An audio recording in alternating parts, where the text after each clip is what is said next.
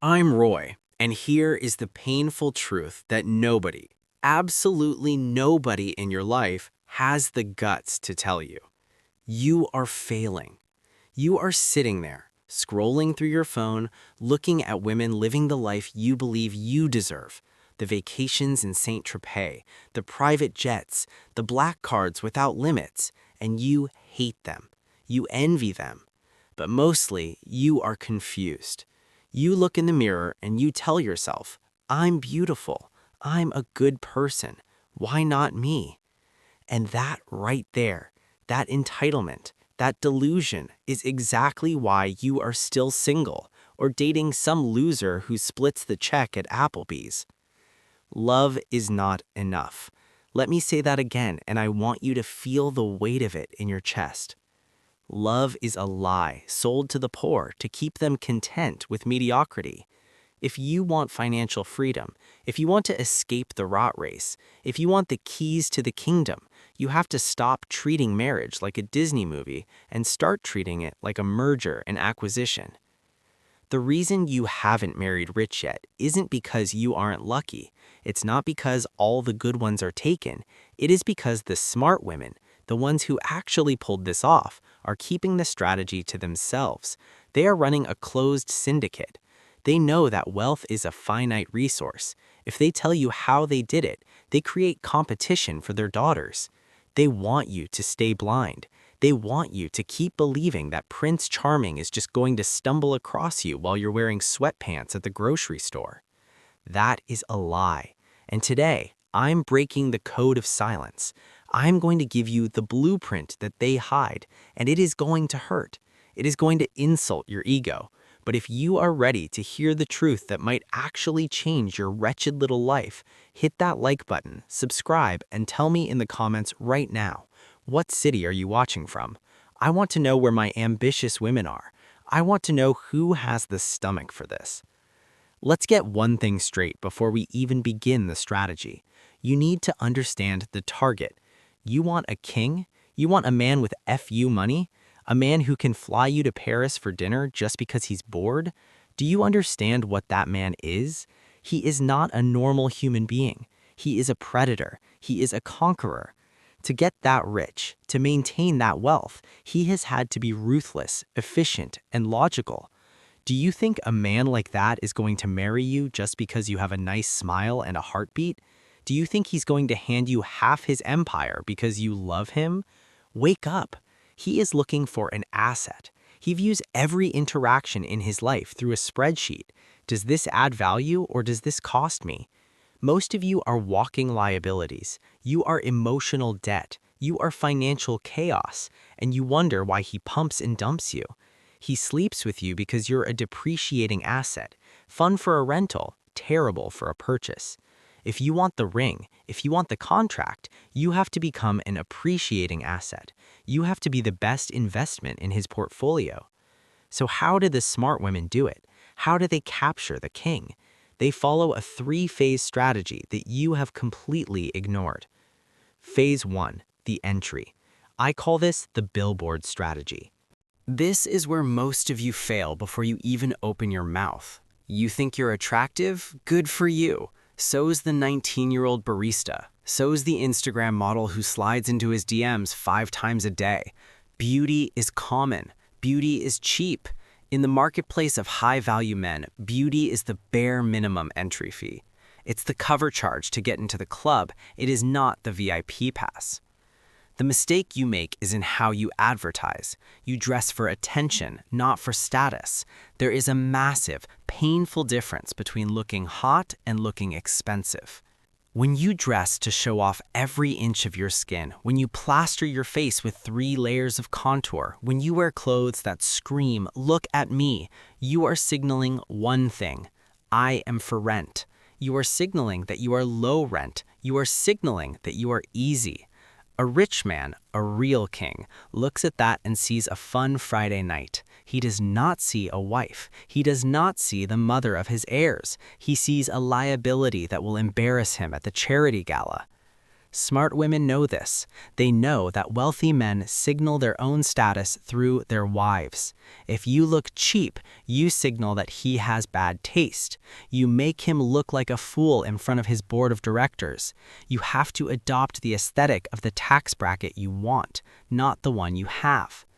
This means you need to kill the baddie aesthetic. It's trash. It attracts rappers and drug dealers, not generational wealth.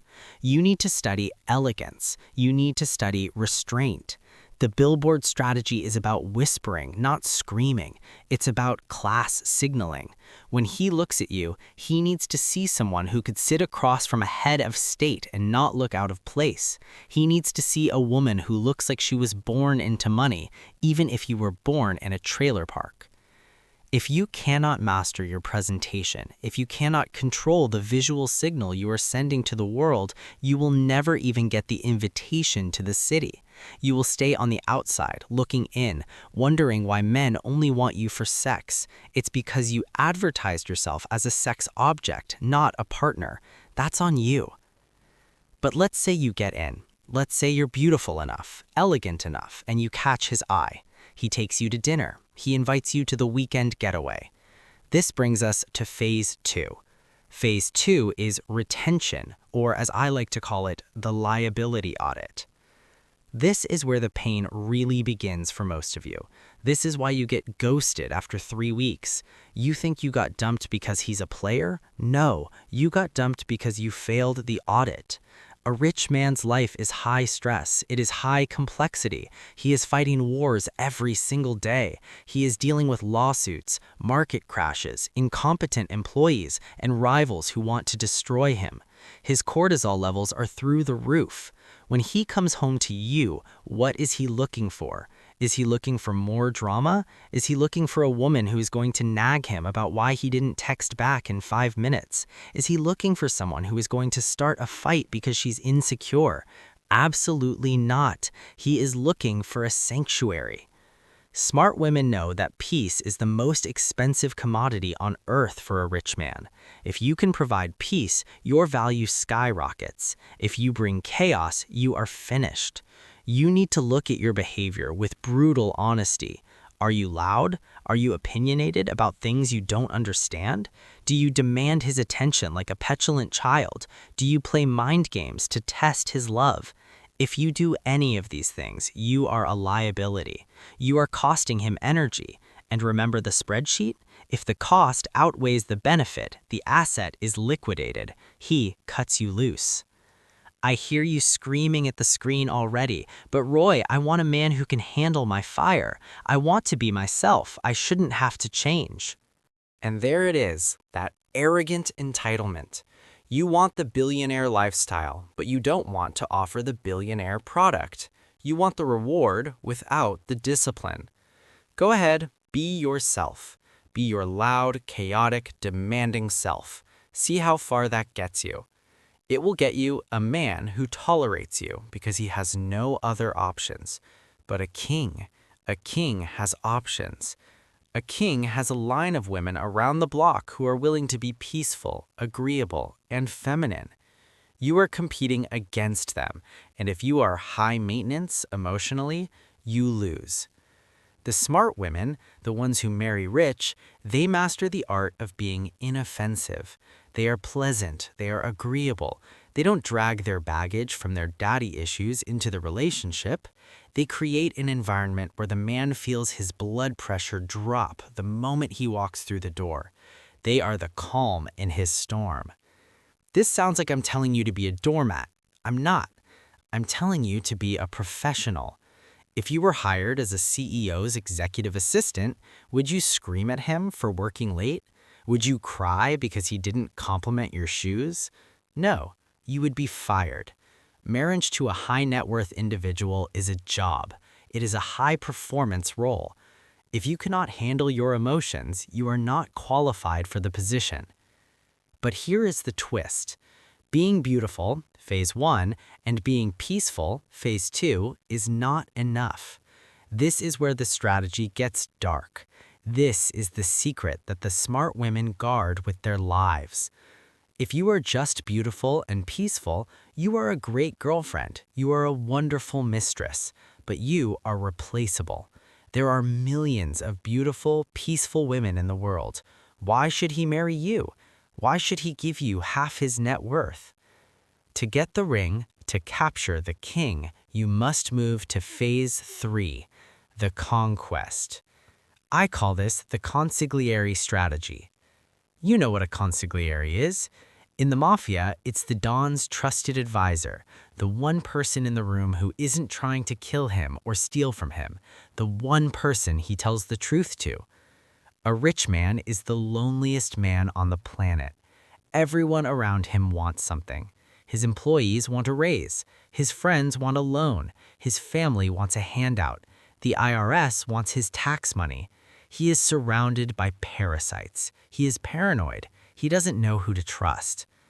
The woman who wins, the woman who gets the marriage license, is the woman who proves beyond a shadow of a doubt that she is the only person on earth who is actually on his team.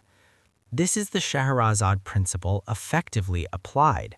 You don't just entertain him, you become indispensable to his survival. Smart women do their homework. They don't just sit there looking pretty. They study his business. They study his rivals. They understand his world. They don't try to run his business. That's offensive. But they learn enough to be a sounding board. They become the one safe place where he can vent his fears without being judged. When he talks about a deal falling through, the average woman says, "Oh, honey, that sucks. Let's watch Netflix." The smart woman says, "That sounds like a leverage play. What if you countered with X?" She protects his reputation. She manages his social capital. She charms his business partners. She spots the snakes in the grass before he does. She becomes his eyes and ears. She becomes his partner in crime. Do you understand the difference? The average woman is a pet. The smart woman is a partner. He marries you because he cannot afford to lose you.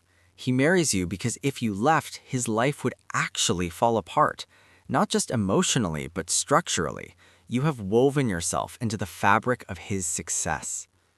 This requires intelligence. It requires you to be interesting.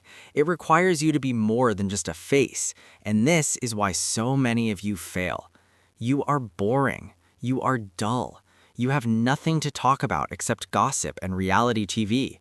You offer no intellectual stimulation. You offer no strategic value. You want to marry a king, but you have the mind of a peasant. Is it harsh? Good. It should be, because the reality of this market is brutal. Let's review the strategy that the smart women are hiding from you. First, you fix the packaging. You kill the cheap, attention-seeking look and you adopt the uniform of the elite. You signal class, not availability. You become the Trojan horse, beautiful on the outside to get through the gates. Second, you fix the product. You eliminate the liability. You stop being a source of stress. You swallow your petty complaints, your jealousy, your need for constant validation. You become a sanctuary of peace. You make him addicted to the calm you provide. Third, and most importantly, you become the consigliere. You study him. You learn what makes him tick. You align your interests with his. You prove your loyalty not with words, but by protecting his blind spots. You make yourself indispensable to his ambition. If you do these 3 things, you don't just get a ring. You get the power. You get the lifestyle. You get the security. But here's the question I have for you, and I want you to be honest with yourself for once in your life. Are you willing to do the work? Because what I just described, that is a job. It requires discipline. It requires suppressing your ego. It requires patience. It requires you to be smarter, sharper, and colder than every other woman in the room. Most of you aren't willing to do it. You're lazy. You want the fairy tale without the sacrifice. You want the king to love you just the way you are. And that is why you will fail. That is why you will stay exactly where you are, watching other women live your dream, bitter and confused. But for the 1% of you, the predatory women, the ambitious women, the women who are tired of being average, this strategy is your weapon. Pick it up, use it. Don't apologize for wanting wealth. Don't apologize for treating this like a game, because it is a game, and right now you are losing. If this video made you angry, good. Use that anger. Change your strategy. Stop listening to your broke single friends who tell you to follow your heart. Follow the data. Follow the strategy. If you're ready to actually level up and stop playing make-believe, check the link in the description. I have more for the few of you who are actually serious. But for the rest of you, keep dreaming. The smart women thank you for making it so easy for them. Like the video if it woke you up, subscribe if you want more pain, and comment below. Tell me I'm wrong. I dare you. I'm Roy. Thanks for watching.